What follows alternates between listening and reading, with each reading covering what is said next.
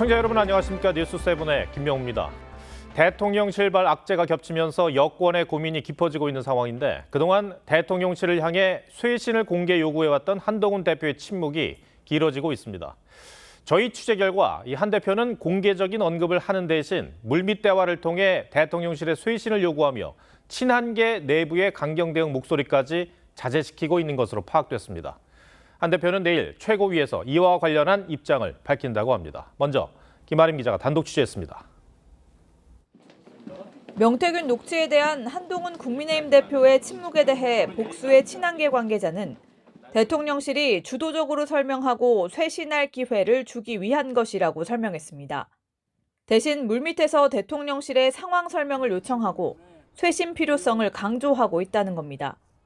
물밑 대화에선 김건희 여사 관련 3가지 요구사항과 함께 내일 시정연설 참여 필요성도 언급한 걸로 전해졌습니다.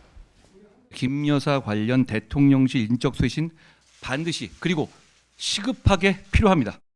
한 대표는 동시에 대통령실을 향한 친한계 내부의 강경 발언에 대해서도 이례적으로 입단속을 시킨 것으로 알려졌습니다. 당정 간 불필요한 오해가 생겨선 안 될 만큼 위기 상황이란 점을 감안한 걸로 풀이됩니다. 또 향후 당의 대응 기조에 대해 당내 중진들에게 전화를 걸어 폭넓게 의견을 들은 걸로 전해졌습니다. 내일 한 대표는 최고위에서 명태균 녹취록과 관련한 첫 입장을 밝힐 예정인데 대통령실의 국정 운영 변화와 인적 쇄신 요구를 재차 강조할 걸로 보입니다. 다만 내일 최고위 전까지 며칠간 물밑 조율의 성과가 크지 않았다고 판단될 경우 쇄신 요구의 수위를 한 단계 높일 가능성도 있습니다. TV조선 김하림입니다. 민주당은 오늘도 김건희 여사 특검법 처리를 위한 여론전에 집중했습니다. 어제 대규모 집회에 이어 추가 집회를 예고했고 여당을 향해선 특검 추천 방식 등을 논의할 수 있다며 대통령실과 여당의 틈을 파고들었습니다. 권영석 기자가 보도합니다. 민주당 박찬대 원내대표는 40분에 가까운 국정감사 종합평가 간담회 대부분을 김건희 여사 특검법에 할애했습니다. 11월을 김 여사 특검의 달로 규정하고 오는 14일 본회의에서 처리하기 위해 총력을 기울이겠다는 겁니다. 민주당은 11월을 김건희 특검의 달로 삼겠습니다. 윤석열 대통령이 사는 길은 김건희 특검 수용밖에 없습니다. 민주당은 이를 위해 어제 규탄대회와 같은 집회를 추가로 열거나 국회 안에서 천막농성을 하는 방안도 검토하고 있습니다. 국민의힘을 향해선 특검 추천 방식 등을 논의할 수 있다며 결단을 압박했습니다. 여당 내에도 김 여사에 대한 부정적 인식이 있다는 점을 감안해 이탈표를 끌어내겠다는 의도로 풀이됩니다. 어떤 것을 구체적으로 독소조항이라고 콕 찍어 얘기하는지는 아직은 좀 불분명한 것 같기는 한데 좀 빠르게 의사결정을 하고 협상 테이블에 나오기를 바랍니다. 반면 한동훈 대표가 제안했던 특별감찰관 추천에 대해선 윤 대통령과 명태균 씨의 녹취가 나온 점을 거론하며 그 카드론 안 된다고 했습니다. 민주당은 추가 녹취록 공개도 검토하고 있습니다. 김 여사의 육성이 있는지에 대해선 긍정도 부정도 않겠다며 다수 녹취를 확보해 분석 중이며 상황에 맞춰 공개해 나가겠다고 했습니다. TV조선 권영석입니다. 국민의힘은 민주당의 장외 집회는 이재명 대표를 위한 방탄용일 뿐이라는 비판을 이어갔습니다. 계속되는 야당의 공세에 대응하기 위해선 대통령의 국정쇄신과 한동훈 대표의 당정 일체 태도가 함께 필요하다는 목소리가 나왔습니다. 박한솔 기자입니다. 국민의힘은 민주당 장외 집회를 두고 특검은 그저 구호였을 뿐이라며 목적은 이재명 대표 방탄 하나였다고 비판했습니다. 과반 의석의 제1야당이 거리로 나간 것이 이 대표에 대한 유죄 심증만 키운다고 했습니다. 방탄의 장소를 국회에서 거리로 옮긴 것에 불과합니다. 집회장에는 이재명 무죄 여론전 흔적이 가득했고 민주당의 녹취록 추가 공개 검토에 대해선 입수한 것이 있으면 빨리 공개하라고 촉구했습니다. 추경호 원내대표는 최근 민심에 대해 가볍게 볼 상황이 아니라고 했습니다. 기대에 부응하지 못한 것들이 그런 여론조사 결과로 나타나지 않나 이렇게 생각합니다. 저희들은 굉장히 무겁고 엄중하게 받아들이고 있습니다. 국민의힘 소속 광역단체장들로 구성된 시도지사협의회는 당정 모두 미증유의 정치적 순환을 겪고 있다며 변화를 촉구했습니다. 대통령실을 향해선 적극적인 대국민 소통과 국정 쇄신이 필요하다고 했고 한동훈 대표에겐 분열과 갈등의 모습에서 벗어나 단합에 집중해달라고 했습니다. 당 상임고문단도 2시간에 걸친 비공개 모임을 갖고 당정 화합을 요구했습니다. 야당이 10여일 뒤 김건희 여사 특검법 표결을 예고하면서 당정 간 단일 대우를 유지하기 위한 쇄신책 마련을 서둘러야 한다는 목소리가 나옵니다. TV조선 박한솔입니다. 야당의 공세는 장외 집회에만 머물지 않고 있습니다. 김건희 여사의 도이치모터스 주가 조작 의혹에 대해 무혐의 처분을 한 이창수 서울중앙지검장에 대한 탄핵도 추진하고 있습니다. 이번 달 말 국회 본회의에 탄핵 소추안을 올릴 예정인데 실제로 탄핵안이 가결될 경우 수사 마비 사태가 현실이 될 것이란 우려가 나옵니다. 안혜리 기자가 보도합니다. 김건희 여사 도이치모터스 주가 조작 의혹에 대해 무혐의 결론을 내린 이후 이창수 서울중앙지검장은 민주당의 탄핵 추진 대상이 됐습니다. 사건을 심층적으로 기록을 검토해서 결론을 내렸는데 이 부분을 가지고 만약에 탄핵을 한다고 하면 도대체 어떤 위법이 있는지 궁금하고 검찰의 반발에도 민주당은 오는 28일 국회 본회의에 탄핵안을 올리는 것을 추진하고 있습니다. 압수수색 한 번 안 한 부실 수사로 여사님께 면죄부를 갖다 바친 공범들을 반드시 탄핵하겠습니다. 민주당이 과반 의석을 차지하고 있기 때문에 탄핵안 가결은 어렵지 않을 것으로 보입니다. 이 경우 중앙지검장 직무 수행이 즉시 정지돼 헌재 결론이 나올 때까지 기다려야 합니다. 앞서 소추된 현직 검사들 사례를 보면 1년 가까이 걸릴 수 있다는 관측이 나오는데 1차장 검사가 직무를 대리하며 다른 차장 산하인 공공수사부나 반부패부 사건까지 지휘를 해야 합니다. 당장 이번 달 예정된 이재명 대표 선거법 위반 사건과 위증교사 사건 1심 선고 이후 항소 여부와 전략을 수립하는 것부터 차질이 빚어질 거란 전망이 나옵니다. TV조선 안혜리입니다.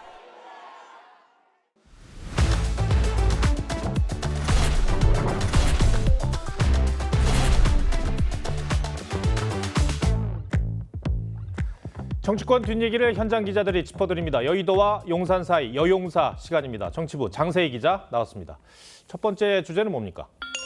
네, 첫 번째 주제는 임기 단축 개헌으로 턴입니다. 네, 어제 민주당의 장외 집회에서 발언 수위가 상당히 높았어요.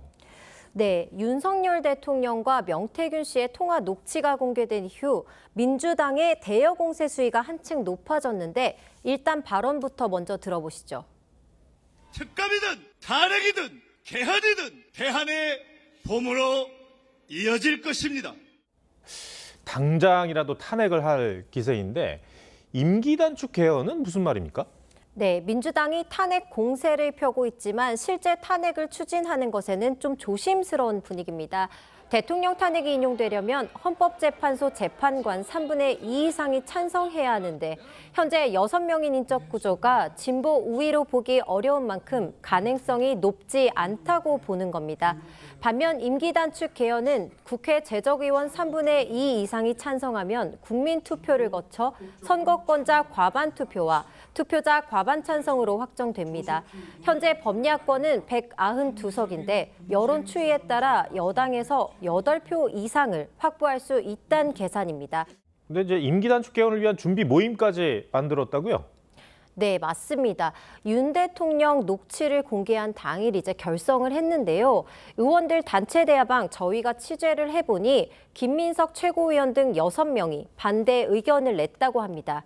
다만 개헌 자체를 반대하기보다는 녹취가 이제 막 공개됐기 때문에 지금은 논의할 시점이 아니라는 겁니다. 네.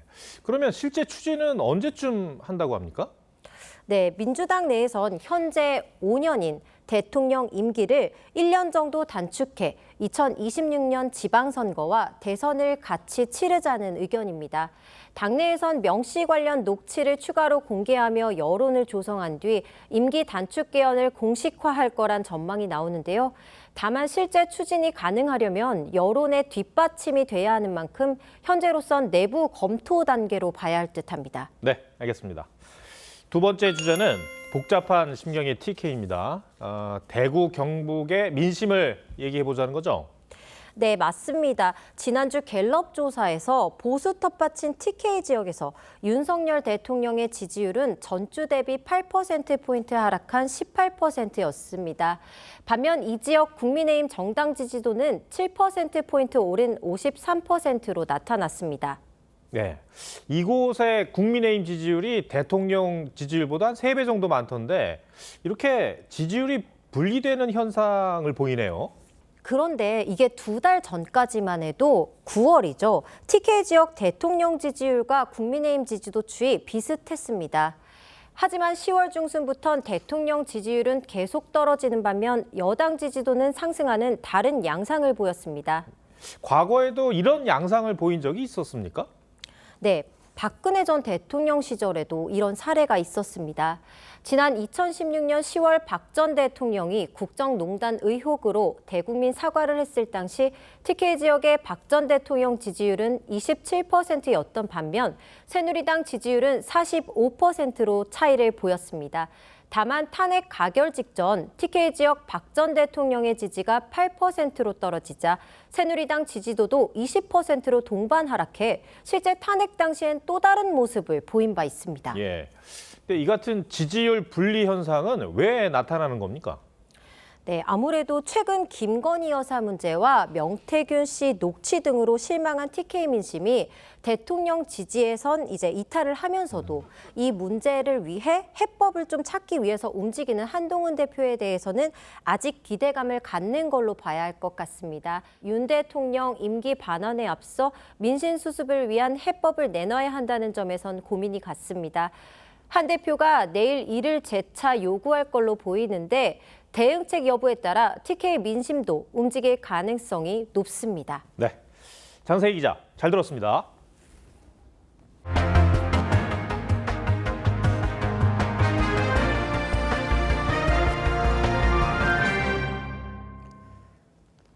김건희 여사 공천 개입 의혹과 명태균 씨와의 돈 거래 의혹 핵심 피의자인 김영선 전 의원이 검찰에 출석했습니다. 40분 넘게 쏟아진 취재진의 질문에 공천 관련 내용과 돈 거래 모두 본인은 알지 못하는 일이라며 의혹을 부인했습니다. 조윤정 기자입니다. 김영선 전 국민의힘 의원이 창원지검 청사의 모습을 드러냅니다. 지난 6월 말 공천 개입 의혹으로 참고인 조사를 받은 뒤 4달여 만에 피의자 신분으로 다시 소환됐습니다. 김 전 의원은 지난 2022년 6월 보궐선거에서 당선된 뒤 캠프 회계 책임자였던 강혜경 씨를 거쳐 명태균 씨에게 세비 9천여만 원을 건네 정치자금법 위반 혐의를 받고 있습니다. 검찰은 명 씨가 공천에 도움을 준 대가가 아닌지 의심하고 있습니다. 하지만 김 의원은 명 씨에게 돈을 준 게 아니라 강 씨에게 빌린 돈을 갚은 것이라고 주장했습니다. 강혜경 씨가 나보고 월급으로 자기가 넣은 게 있으니까 넣어라 라고 해서 그 강혜경 씨한테 줬고 명 씨가 대선 기간 윤석열 대통령에게 여론조사를 해주고 그 대가로 공천을 받았다는 의혹에 대해서도 여론조사 비용은 전혀 몰랐고 자신의 공천과도 상관이 없는 일이라고 반박했습니다. 대선 여론조사가 얼마가 됐다. 이거는 제가 최근에 여러분들과 같이 여러분들이 낸 기사를 보고 알은 거예요. 검찰은 김 전 의원에 대한 조사를 마무리하는 대로 구속영장 청구 여부를 검토할 방침입니다. TV조선 조윤정입니다. 네, 김영선 전 의원에 대한 검찰 조사는 지금 이 시각에도 계속되고 있습니다. 창원지검 나가 있는 기자 연결해서 현장 상황 들어보겠습니다. 주원진 기자, 검찰이 김 전 의원을 상대로 어떤 의혹을 확인하고 있습니까? 네, 김영선 전 의원은 오전 10시에 출석해서 10시간 넘게 현재까지도 조사를 받고 있습니다. 김 전 의원은 조금 전 오후 6시쯤 검찰 청사에서 저녁 식사도 하고 마무리 조사를 받고 있는 것으로 전해집니다.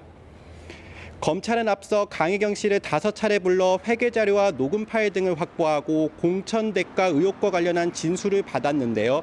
검찰은 회계 책임자 강 씨에게 확보된 증거를 김 전 의원에게 제시하며 정치자금법 위반 의혹을 조사한 것으로 알려졌습니다. 특히 명 씨에게 건너간 돈이 공천 대가라는 의혹에 대해 집중 추궁한 것으로 전해집니다. 김 전 의원은 빌린 돈을 갚은 것이라고 의혹을 부인하고 있지만 직접 공천을 의논해왔던 명 씨에게 세비의 절반에 이르는 9천만 원을 준 경우에 대한 설명으로 보기엔 무리라는 게 검찰 내부의 분위기입니다. 네, 또 다른 핵심 인물이죠. 명태균 씨에 대한 소환 조사는 언제쯤 진행된 걸로 보입니까? 네, 명태균 씨 소환은 오늘 김 전 의원에 대한 조사 내용이 정리되는 즉시 이뤄질 거라는 게 검찰 관계자의 설명인데요. 다음 주 초를 넘기지는 않을 것으로 보입니다. 명 씨는 이틀 전 자신과 윤석열 대통령 사이의 통화 녹취가 공개되자 휴대폰을 증거를 모두 없앴다고 말한 뒤 잠적한 상태입니다. 하지만 검찰은 명 씨가 변호사를 선임하는 등 신변에 문제가 생기진 않았다고 보고 있습니다. 검찰은 지난달 30일 자택에 대한 2차 압수수색에서도 이른바 황금폰으로 불리는 명 씨 휴대폰을 확보하는 데 실패했지만 그동안 차곡차곡 조사된 내용이 있다며 수사에 차질은 없다는 입장입니다. 검찰은 명 씨를 상대로 대선 당시 실시했던 여론조사를 대가로 김 전 의원을 공천받게 했다는 의혹을 확인할 계획입니다. 그런 다음 김 전 의원과 명 씨에 대한 구속영장 청구를 함께 검토할 방침입니다. 창원지방검찰청에서 TV조선 주원진입니다. 강원도 화천의 북한강에서 훼손된 시신 여러 점이 발견됐습니다. 30대 여성의 시신으로 추정되는데 경찰은 살인 사건으로 보고 용의자를 쫓고 있습니다. 곽승한 기자입니다. 강가 산책로에 경찰 통제선이 쳐져 있습니다. 강 안에선 잠수부 여러 명이 수색 작업을 벌이고 있습니다. 강원 화천체육관 앞 북한강에서 시신 일부가 수면 위로 떠올랐다는 신고가 접수된 건 어제 오후 2시 50분쯤입니다. 이틀째 수중수색을 이어온 경찰은 최초 발견 지점 인근의 선착장 주변에서 훼손된 시신 여러 점을 발견했습니다. 수사에 나선 경찰은 30대 초반 여성의 시신으로 추정하고 있다고 밝혔습니다. 훼손된 시신은 비닐 자루에 담긴 채 발견된 것으로 전해졌는데 시신의 부패 상태가 심하진 않은 것으로 알려졌습니다. 당초 경찰은 북한에서 유실된 시신 일부일 가능성도 열어놨지만 시신이 발견된 장소와 부패 정도를 봤을 때 북에서 떠내려왔을 가능성은 적은 것으로 보고 있습니다. 경찰은 시신의 신원을 파악하는 데 주력하면서 범죄 연관성 여부도 수사할 계획입니다. TV조선 곽승한입니다. 피부 미용 시술을 받고 도수 치료나 무좀 치료를 받은 척 보험사를 속여 보험금 10억 원을 타는 일당이 적발됐습니다. 방송에 출연한 유명 의사도 이 보험 사기에 가담했습니다. 서영일 기자입니다. 한 피부과 병원의 진료기록부, 미용 시술명과 날짜가 자세히 나와 있는데 도수 치료를 받지 않고 미용 시술만 받았다는 메모지가 붙어 있습니다. 환자는 해당 병원 직원으로 미용 시술을 받고 보험사에는 도수 치료를 받았다고 속여 보험금 1,300만 원을 타갔습니다. 또 다른 진료기록부에는 자식이 대신 시술을 받았다는 메모도 있습니다. 피부 미용 시술은 실손보험금을 청구할 수 없지만 도수 치료는 가능하다는 점을 악용한 겁니다. 금감원과 경찰이 이런 수법으로 보험 사기를 벌인 의사와 브로커 등 270여 명을 적발했습니다. 이들이 허위 진료 기록으로 약 3년 동안 타낸 보험금도 10억 원에 달합니다. 환자들이 오면 피부 미용 패키지를 해주고 도수나 무좀 치료를 20회, 25회 이렇게 끊어주고. 이 중에는 방송 출연 등으로 유명세를 얻은 의사도 포함됐습니다. 특히 허위 기록을 숨기기 위해 환자가 다른 병원에서 치료한 날에는 가짜 진료 기록을 발급하지 않고 진료기록부를 이중으로 운영하는 치밀함까지 보였습니다. 유혹에 넘어가서 허위로 보험료를 청구하여 지급받는 경우에는 10년 이하의 징역 또는 5천만 원 이하의 벌금형에 처해질 수 있습니다. 금감원은 보험 사기 척결을 위해 경찰과 공조수사를 더욱 강화하겠다는 계획입니다. TV조선 서양일입니다. 한국은행이 기준금리를 인하하면서 시중은행의 예금금리가 떨어지고 있습니다. 그런데 대출금리는 오히려 오르면서 가계 이자 부담이 커지고 있는데요. 이 같은 이례적 현상 왜 발생한 건지 윤서하 기자가 취재했습니다. 3년 2개월 만에 통화정책 기조 완화로 돌아선 한국은행. 한국은행 기준금리를 현재의 3.5%에서 3.25%로 인하하기로 결정하였습니다. 기준금리 인하와 동시에 시중은행들이 앞다퉈 예금 금리를 내렸습니다. 5대 은행은 이번 달 들어 정기예금 상품 최고금리를 금리 인하 전에 비해 0.25%포인트씩 낮췄습니다. 하지만 대출금리는 계속 오르고 있습니다. 이번 달 은행권 대출금리가 평균 0.28%포인트 오른 것으로 나타났습니다. 정부의 가계대출 억제 기조에 맞춰 은행권들이 가상금리를 올리는 방식으로 대출금리를 올렸기 때문입니다. 금리 인하 시기에 예금 금리는 내리고 대출 금리가 오르는 이례적인 엇박자 현상이 발생한 겁니다. 당장 내 집 마련을 위해 대출이 필요한 서민들의 이자 부담은 커졌습니다. 금리가 떨어지는 상황에서도 내가 빌린 돈에 대한 대출 금리는 별로 떨어지지 않고 오히려 올라가거나 이렇게 하니까 상당한 부담감을 많이 느끼고 있다. 그 사이 예대 금리 마진이 커지면서 은행들의 수익만 늘고 있다는 지적이 나옵니다. 금융당국도 뒤늦게 은행권의 예대 마진을 비판하고 나섰습니다. 은행들은 이자를 이익을 이렇게 많이 내고 그리고 그 이익을 바탕으로 뭐 일부에서 성과급 주고 뭐 이런 어떤 행태들. 금리 인하 시기에도 이자 부담이 높아진 서민들의 삶. 정작 5대 시중은행들은 올해 3분기 이자 장사로 역대급 실적을 거뒀습니다. TV조선 윤서입니다. 꿈의 비만약 위고비가 최근 국내에 출시되면서 관심이 뜨겁습니다. 그런데 비만이 아닌 사람들도 미용 목적으로 이 위고비를 오남용하는 사례가 많다는 우려도 있습니다. 특히 정부가 전면 허용한 비대면 진료가 편법 처방의 통로가 됐다고 하는데 이 문제 사회정책부 임서인 기자와 함께 따져보겠습니다. 네, 임 기자, 이 비대면 진료를 하면 위고비 처방이 정말 그렇게 쉬운 건가요? 네, 일단 위고비는 의사 처방이 필요한 전문 의약품입니다. 보시는 것처럼 체성분 분석을 통해 체질량 지수가 30을 넘는 등 비만 환자에 국한해서만 사용해야 합니다. 하지만 비대면 진료 앱에 간단한 정보를 입력한 뒤 의사와 전화 한 통만 해도 처방이 가능합니다. 예를 들어 키와 몸무게를 허위로 적어내도 이를 가려낼 방법이 마땅치 않다는 겁니다. 실제로 어떤지 직접 들어보시죠. BMI는 30 넘으시죠? 네, 맞아요. 처음이니까 1단계로 한 편 해야 될 테니까 매주 한번 자가투여 하시고요. 최근 국정감사에서도 무분별한 위고비 처방에 대한 지적이 나왔죠. 그렇군요. 그럼 위고비가 아니라 다른 비만 치료제 경우는 어떻습니까? 네, 지난 2018년 출시한 비만 치료제 삭센다의 경우를 살펴보면요. 비대면 진료 처방 건수가 지난해 12월 183건에서 올해 10월엔 3,347건으로 약 1년 만에 18.3배나 폭증했습니다. 반면 대면 진료 처방 건수는 같은 기간 12,000여 건에서 14,000여 건 수준으로 비슷한 수준이었습니다. 환자 확인이 비교적 느슨한 비대면 진료를 통해 편법 처방이 는 게 아니냐는 의혹이 커지는데요.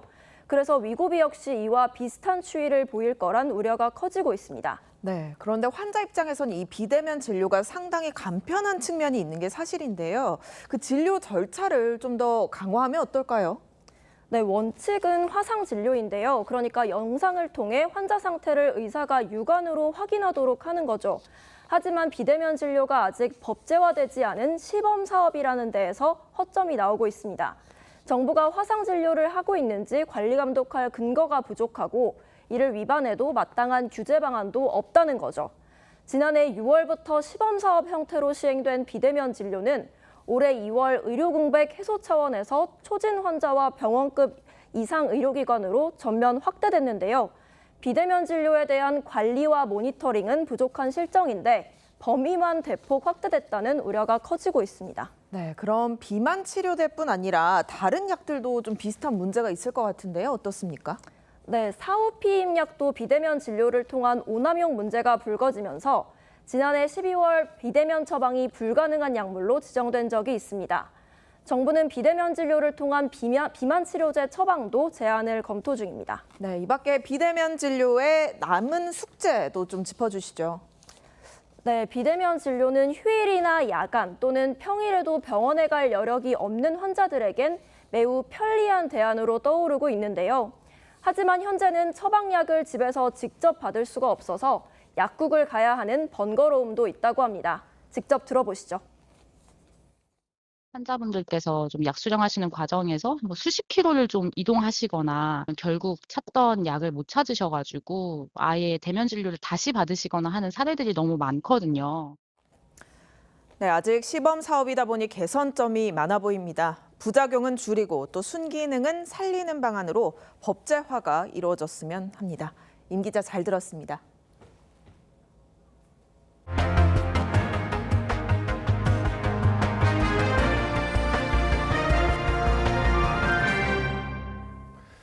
네, 러시아에 파병된 북한군 수천 명이 첨단 무기로 무장하고 실전 투입 대기 중인 것으로 보입니다. 우크라이나 정보 당국이 공개한 내용인데 젤렌스키 대통령은 이들의 위치를 이미 파악했다며 선제 타격 가능성을 시사하기도 했습니다. 유주연 기자입니다. 현지 시간 2일 우크라이나 국방정보국은 러시아 파병 북한군 7천여 명이 지난달 우크라이나 국경 인근에 배치됐다고 주장했습니다. 북한군은 60mm 박격포와 피닉스 대전차 유도미사일, 야간 투시경 등 첨단 무기로 무장했다고 덧붙였습니다. 앞서 젤렌스키 대통령은 텔레그램 성명에서 현재 북한군의 위치를 파악했다며 예방 공격을 위해 장거리 무기 사용 허가가 필요한데 동맹국들은 지켜보고만 있다며 불만을 토로했습니다. 서방을 향해 장거리 무기 사용 허가를 재차 촉구하며 북한군에 대한 선제 공격 가능성을 언급한 겁니다. І тоді, якщо нічого не буде, а я вважаю, та реакція, яка сьогодні є на це нічого, це нуль. Тоді буде збільшена кількість військових країн на нашій землі. 러시아는 미국이 우크라이나에 지속적으로 관여할 경우 3차 세계대전이 이어질 수 있다고 경고했습니다.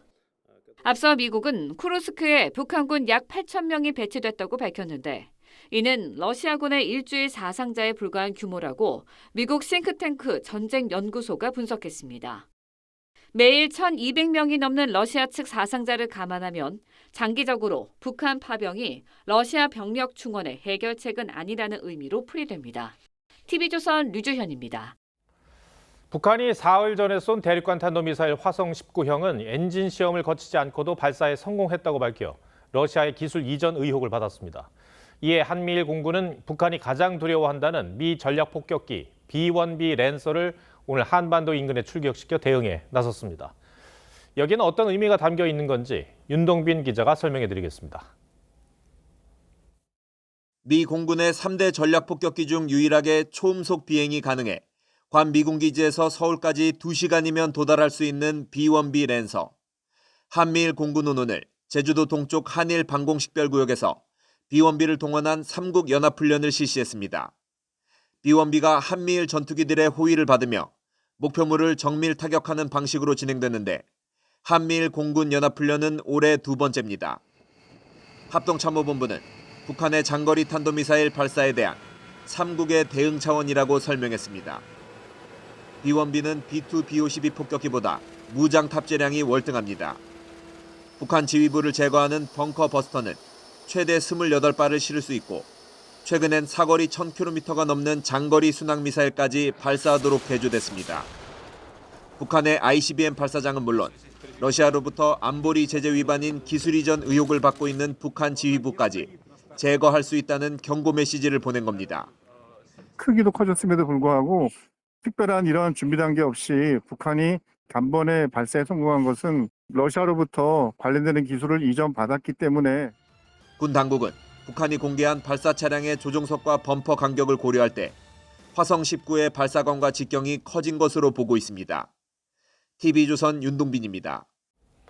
네, 이런 상황에서 선거를 코앞에 둔 미국 민주당 해리스 후보가 국내 언론에 보낸 기고문을 통해 한국은 방위비에 이미 상당히 기여했다는 입장을 밝혔습니다.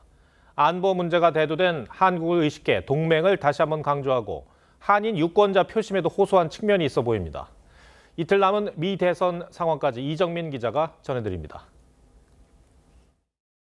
민주당 해리스 후보는 한국 언론사에 보낸 특별 기고문에서 한미 동맹이 인도태평양과 세계 안보와 번영의 핵심 축이라며 한국이 이미 상당한 규모의 방위비 분담금을 내고 있다고 평가했습니다. 방위비를 인상하겠다고 밝혀온 공화당 트럼프 후보를 겨냥해 한미 동맹을 폄하한다고 비판했고 백악관에서 처음 열린 추석 기념 행사와 K-팝 그룹 BTS를 언급하기도 했습니다. 전통적인 공화당 텃밭인 아이오와주에선 해리스의 지지율이 우위로 나타나는 이례적인 상황도 벌어졌습니다. 해리스 지지 응답이 47%로 트럼프의 44%에 앞선 건데 9월까지 4%포인트 뒤지던 해리스가 대선이 임박해 우세를 보인 겁니다. 앞선 대선에서 2번 연속 트럼프를 택했던 비경합주 아이오와에서 충격 반전이라는 평가가 나옵니다. 선거 막판 두 후보는 경합주에서 상대편을 향한 난타전을 이어갔습니다. He is elected, Donald Trump on day one would be sitting in that office stewing over his enemies list. But when I am elected, I will walk in on your behalf working on my to-do list. Can you imagine, Kamala, you would go down to a 1929-style depression. I believe that too. 대선을 이틀 남겨두고 해리스는 경합주 미시간 유세에 집중하고 트럼프는 최대 경합주 펜실베이니아 등 3개 경합주에서 광폭 행보에 나섭니다. TV조선 이정훈입니다. 11월의 첫 번째 일요일인 오늘 포근한 날씨가 이어지면서 곳곳이 나들이 객으로 붐볐습니다. 다음 주부터는 본격적인 추위가 시작됩니다. 주말 표정 이나라 기자가 전해드립니다. 붉은 단풍이 하늘을 한가득 수놓았습니다. 아이들은 장난감 비행기와 연을 날리며 잔디 위를 뛰어다닙니다. 시민들은 햇볕이 잘 드는 곳에 돗자리를 펴고 앉아 따뜻한 가을 날씨를 만끽하고 있습니다. 엄마랑 오빠랑 났어요. 개울가에서 새우 잡는 게 제일 좋았어요. 노랗게 물든 은행나무 아래선 서로의 모습을 사진에 담고 임금님 옷을 입은 캐릭터 옆에 서서 포즈도 취해봅니다. 오늘 날씨가 너무 좋아가지고 부모님이랑 같이 가을 정취를 느낄 겸. 사람들도 많고 너무 좋네요. 진짜로. 이제 더 좋아? 네 해야지. 오늘 전국의 낮 최고 기온이 23도까지 오르며 평년보다 5도가량 높은 따뜻한 날씨가 이어졌습니다. 하지만 내일까지 인천과 경기, 강원 북부 내륙에서 5mm의 비가 내린 뒤부터 전국적으로 기온이 급격히 떨어질 전망입니다. 목요일에는 서울 아침 기온이 2도까지 떨어지며 본격적인 추위가 시작됩니다. 북서쪽에서 찬 공기가 남하하면서 모레부터 전국 대부분 지역에서 기온이 큰 폭으로 떨어지고 바람도 강하게 불어 체감 온도는 더욱 낮아 춥겠습니다. 기상청은 기온 변화로 인한 건강관리에 유의해 줄 것을 당부했습니다. TV조선 이나라입니다. 이처럼 11월 초까지 따뜻한 날씨가 이어지면서 단풍이 좀처럼 기세를 뽐내지 못하고 있습니다. 제대로 물들지 못한 단풍이 바로 낙엽으로 떨어지면서 가을 운치가 예년만 못하다는 아쉬운 목소리도 나옵니다. 이심철 기자가 둘러봤습니다. 전북의 대표 단풍 명소 내장산입니다. 한참 울긋불긋 물들 시기지만 아직은 푸릇푸릇하다는 표현이 더 어울릴 정도로 단풍이 사라졌습니다. 근데 올해는 너무 안 들어도 잎이 너무 파래가지고요. 꼭 봄에 그 새싹 온 것처럼. 단풍 시즌을 맞아 전국을 돌아다니는 전세버스 기사들은 전국적인 현상이라고 입을 모읍니다. 이때쯤 오면 한 70%, 80%는 단풍이 뜨는데 지금은 한 50%그 정도밖에 안 뜨는 거죠. 좀 아쉬워하시는 분들이 많아요. 지금. 경북 조항산도 사당은 마찬가지. 단풍나무는 끝자락만 살짝 검붉게 물들었고 붉은 물결이 결경이었던 대전사 입구길은 여전히 물들지 않은 단풍나무가 더 많습니다. 당초 설악산 등 강원 지역은 10월 말, 내륙 남부 지역은 11월 초가 단풍 절정으로 예상됐지만 전국 대부분에서 일주일 이상 단풍이 늦게 물들고 있습니다. 단풍이 늦어지며 아예 낙엽으로 바로 떨어지거나 말라 죽는 잎들도 많아졌습니다. 단풍 절정 시기에 맞춰 노랗게 물들었을 나무는 보시다시피 바짝 말라버렸습니다. 단풍놀이 인파도 지난해보다 조항산은 3만 명, 내장산은 2만 명 정도 줄었습니다. 한 일주일 정도 예년보다 늦어지고 있다고 보고 있습니다. 늦가을에 폭염이 좀 계속됐기 때문에 이런 지각 단풍의 원인은 지독했던 올여름 폭염, 기록적 폭염과 가을에도 20도가 넘는 고온이 이어지면서 단풍이 물들 기간이 줄어들었고 일부 지역엔 국지성 폭우가 자주 쏟아지며 일조량까지 줄어 고운 단풍색도 잃었습니다. 더위 때문에 그 단풍 색깔도 요즘 좀 고르지 않게 들고 있고요. 단풍이 들기도 전에 이제 낙엽이 먼저 져버리는 그런 현상도 나타나고 있습니다.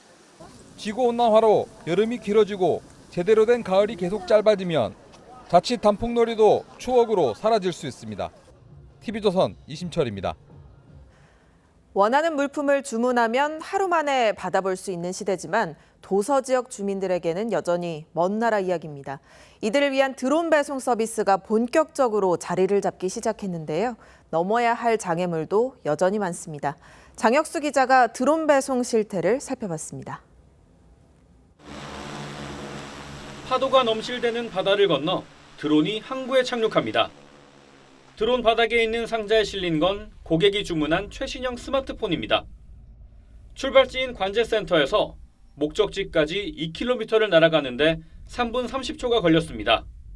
사실 이렇게 핸드폰을 가까이서 살 수 있는 곳이 없는 지역이다 보니까 되게 막막했는데 불편함 없이 받을 수 있어서 좋았습니다. 국내 통신사가 도서 지역 주민들을 위해 도입한 드론 배송입니다. 도서 상간 지역이지만 최소 이틀 안에 받아보실 수 있고요. 제주 3개 지역, 3개 섬, 그리고 인천 6개 섬의 서비스를 출시합니다. 경기도 성남과 전북 남원 등 전국 14개 지자체도 드론 배송 실증 사업을 진행 중입니다. 배송에 걸리는 비용과 시간을 크게 줄일 수 있는 데다 지형상 제약도 없어 미국과 중국 등에선 이미 상용화 단계에 접어들었습니다. 경제성과 신속성을 앞세운 상업용 드론 시장은 올해 155억 달러에서 2033년 1259억 달러로 급성장할 전망입니다. 하지만 비바람 등 날씨의 영향을 많이 받는 점과 사생활 침해, 도난 우려 등은 해결해야 할 숙제로 꼽힙니다. 특히 우리나라는 서울의 절반이 비행 금지 구역에 해당할 만큼 규제가 많아 드론 배송 상용화에 걸림돌이 되고 있습니다. TV조선 장혁수입니다. 시즌 막판 총력전을 벌이고 있는 프로축구 하위 그룹 경기에서 제주가 천금 같은 중거리 슛으로 1부 리그 잔류를 확정지었습니다. 프로 여자 골프에서는 마다솜 선수가 2차 연장전 승부 끝에 시즌 2승을 올렸습니다. 김관 기자입니다. 12위는 2부 리그로 강등, 11위는 강등을 놓고 플레이오프를 치러야 합니다. 10위인 대구, 만원 관중은 홈팀의 강등권 탈출을 고대했습니다. 대구가 득점하면 제주가 응수했습니다. 장성원의 다이빙 헤더로 2대1, 대구가 다시 리드를 이어갑니다. 하지만 후반 42분 제주 김주공의 천금 같은 왼발 중거리 슛이 대구의 골망을 갈랐습니다. 혈전은 2대2 무승부로 끝났고 양팀은 승점 1을 챙겼습니다. 제주가 하위 6개 팀 중 가장 빨리 1부 리그 잔류를 확정지었습니다. 마지막 18번 홀 2위 그룹의 한타 앞선 김수지와 마다솜이 비슷한 거리에 버디 퍼트를 남겼지만 결과는 같았습니다. 연장전으로 넘어간 승부. 1차 연장을 나란히 파로 넘긴 두 선수는 2차 연장전에서 승부를 냈습니다. 마다솜이 2.5m짜리 버디 퍼트를 성공하면서 지난 9월 하나금융 챔피언십에 이어 시즌 2승을 챙겼습니다. 세트스코어 2대2 마지막 5세트 승부. 우리카드가 8대9로 한 점 뒤진 상황에서 외국인 선수 알리의 힘찬 스파이크 서브가 이어집니다. 연속 4득점. 우리카드가 마지막 세트를 15대12로 이기고 승점 2를 챙겼습니다. TV조선 김관입니다.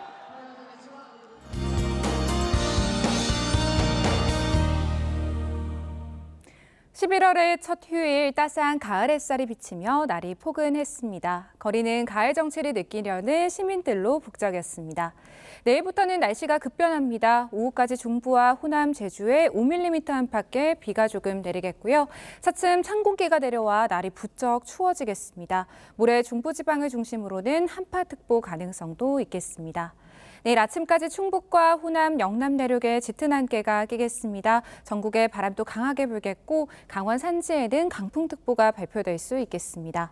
내일 아침 기온은 서울이 15도, 전주 13도, 대구 10도로 출발하겠고요. 낮에는 서울이 17도, 강릉 21도, 안동 19도로 오늘보다 1에서 6도가량 기온이 낮아지겠습니다. 모레 강원 높은 산지에는 1에서 5cm의 눈이 내려 쌓이겠습니다. 날씨였습니다. 북한은 이제 미국 수도까지 날아가는 미사일을 보유한 것으로 봐야 할 것 같습니다. 러시아에 대규모 군인을 전쟁하라고 보낸 것도 전례가 없는 안보 위협입니다. 북한이 러시아에게서 무엇을 얻어갈지 모를 일인데 우리와 직결된 문제입니다. 국제사회는 모두 우려의 시선을 보내고 있습니다.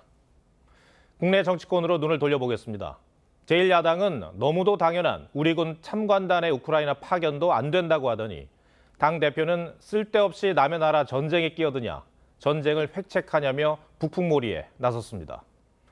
다른 직도 아닌 육군대장 출신의 최고위원이 이 엄중한 시기에 국방부 장관 탄핵 운운하는 소리엔 당혹스럽기까지 합니다. 대한민국의 제1야당은 싸움을 걸어오는 북한이 아니라 안보 문제에 집중해야 할 우리 정부와 싸우는 느낌입니다. 지금은 그 어느 때보다 우리 정부가 이국 땅에서 벌어지는 북한 변수에 대응해야 할 비상한 시기입니다. 그런데도 정쟁 대상이 아닌 것도 정략적으로 접근하는 거대 야당의 모습이 불안을 더 키우고 있다는 지적입니다. 우리 내부의 갈등은 북한이 가장 바라는 시나리오일 겁니다. 시청해 주셔서 고맙습니다.